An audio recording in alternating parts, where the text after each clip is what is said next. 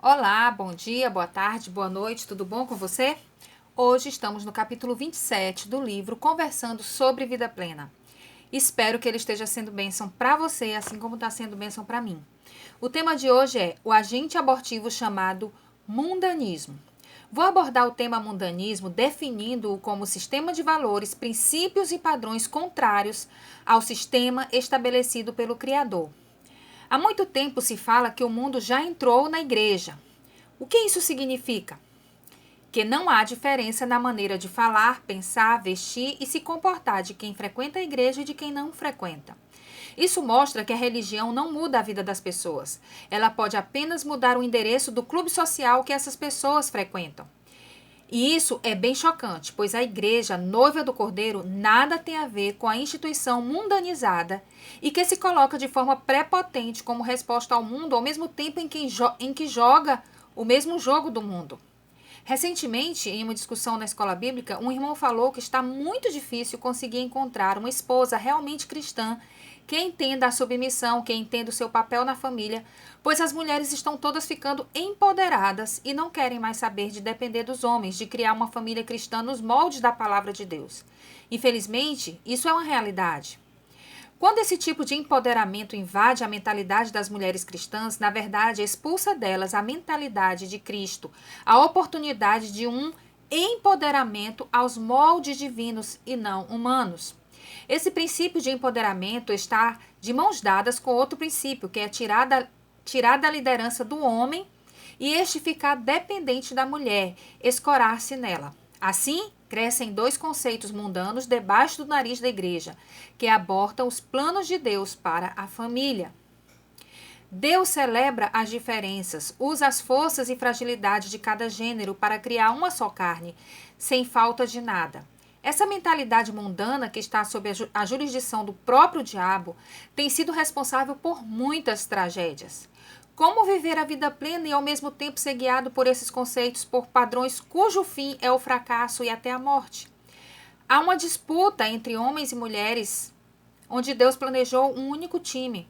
Há guerras onde Deus planejou paz. Há agressões e violência onde Deus planejou proteção e afeto. Assim, os conceitos mundanos começam a formar a mentalidade das próximas gerações. E aí fica difícil ver a vida de Cristo fluindo. São apenas pessoas que frequentam uma igreja, que fazem parte de uma religião. Mas quem comanda suas decisões é o best-seller que ensina sobre a guerra dos sexos e sobre como se impor numa relação e sair dela vitorioso. Quem manda é o conselho das amigas de salão de beleza, quem dita as regras é a vizinha conselheira, e não a palavra de Deus. Eu fico vendo pessoas que vivem suas vidas desse jeito, segundo o curso deste mundo, e depois querem cobrar de Deus que ele conserte o caos que elas mesmas atraíram para si. O conceito mundano de criação de filhos é deixar os filhos à vontade. Tem até lei que proíbe a palmada. Cristãos não têm mais coragem de disciplinar seus filhos porque o mundo diz que isso é traumatizá-los, que isso é desumano. Quem manda na casa são as crianças e tudo está invertido, porque a solução para esse tipo de cristão está na psicologia moderna, onde a criança está entregue a si mesma. Existem lares que não têm um minuto de paz, e a guerra entrou através do mundanismo que está estampado em muitos lugares, como programas de TV, propagandas, internet, músicas, etc. As pessoas colocam lixo dentro de suas casas, enchem de lixo as suas mentes e depois não sabem explicar a vida miserável que estão levando. Muitos cristãos se vestem de forma completamente indecente, defraudam o próximo, mas estão com a consciência totalmente cauterizada, porque a sua moda é a moda que o mundo usa, não importam os efeitos que causará em sua vida e na vida do próximo. Defraudar alguém é criar o desejo em alguém que você não pode e ou não pretende realizar. Quantos homens vão para a igreja e se deparam com mulheres seminuas lá? Isso é defraudação. Essas mulheres ainda decidem o que vestir conforme os padrões deste mundo. Para o mundo é normal, mas para Deus essas roupas são apropriadas apenas na intimidade com seus maridos. Apesar do pecado estar no coração, na mente das pessoas, ele entra lá pelo que vemos, pelo que ouvimos, até pelo que cheiramos. Você sabia que existem cheiros que são irresistíveis, que foram feitos para a pessoa que usa conseguir conquistar quem ela quiser? Será que este é o padrão que Deus tem para quem deseja formar uma família? A sedução tem sido a causa de muitos casamentos que fracassam assim que as estratégias acabam. Por falar nisso, quantos casais cristãos realmente acham que o problema do seu relacionamento pode ser resolvido com romantismo, com uma lingerie nova, com um bom vinho, com uma noite num lugar diferente? Isso é tentar salvar um casamento com as armas do mundo. Escute, o diabo é expert com elas, mas você não terá resultados duradouros e por fim se encontrará com a desilusão e a dor. O inimigo não tem interesse em lhe ajudar, e sim em lhe iludir e por fim tirar todas as suas esperanças. Cada dia me convenço mais que não existe casamento perfeito, mas os casamentos possíveis, abençoados e duradouros são aqueles que se baseiam tão somente nos princípios estabelecidos por Deus em sua palavra.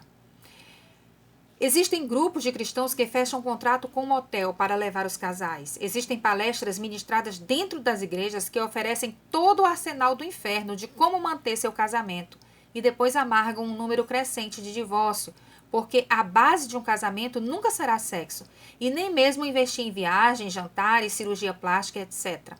No dia a dia, tudo isso perde o valor e os verdadeiros problemas aparecem. Os problemas estão no coração e somente Deus pode tratar se os cônjuges permitirem. Cristãos nunca vencerão as suas guerras se as armas que utilizam são armas carnais. O diabo sempre vence quando isso acontece. 2 Coríntios 10, de 4 a 5, diz assim: porque as armas da nossa milícia não são carnais, mas sim poderosas em Deus, para a destruição das fortalezas, destruindo os conselhos e toda altivez que se levante contra o conhecimento de Cristo, conhecimento de Deus, e levando cativo todo o entendimento à obediência de Cristo.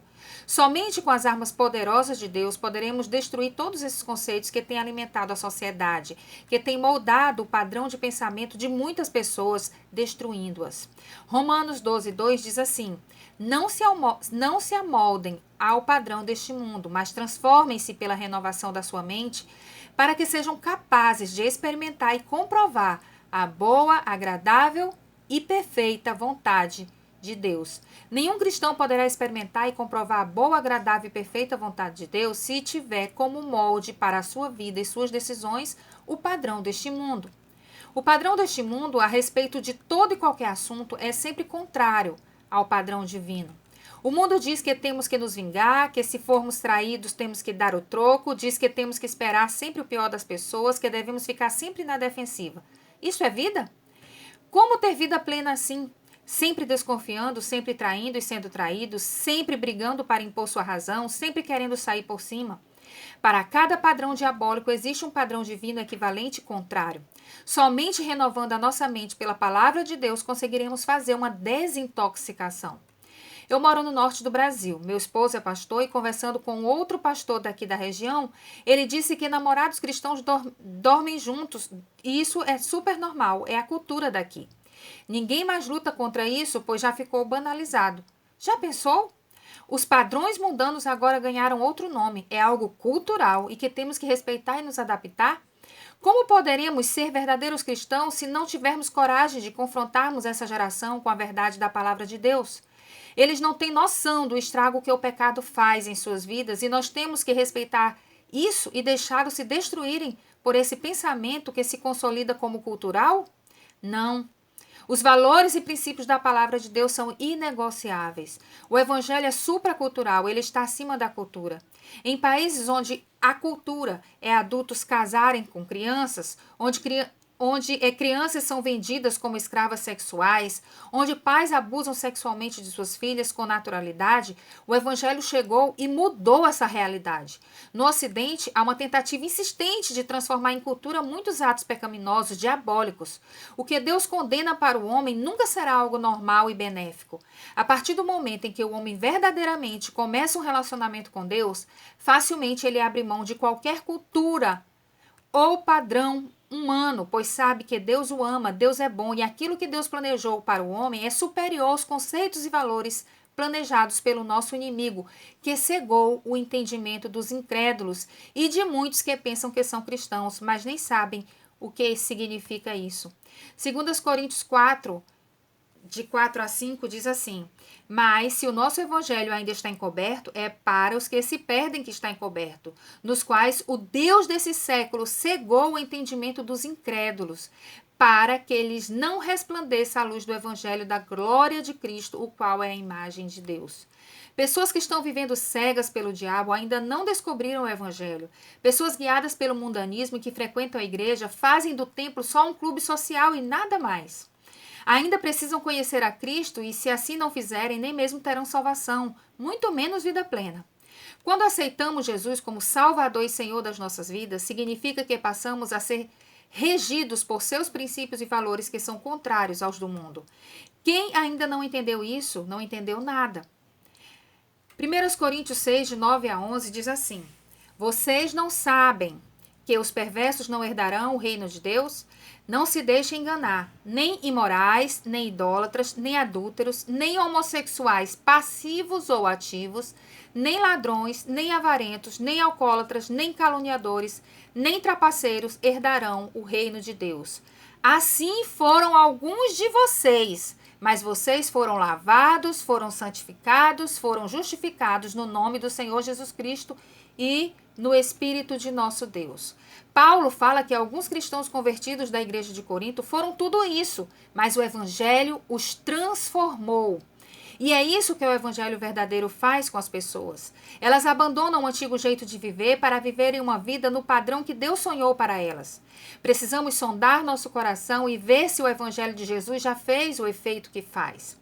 Caso contrário, não passamos de religiosos mundanos que frequentam a igreja como se frequenta um clube social, que leva para lá os velhos e reprovados princípios e valores.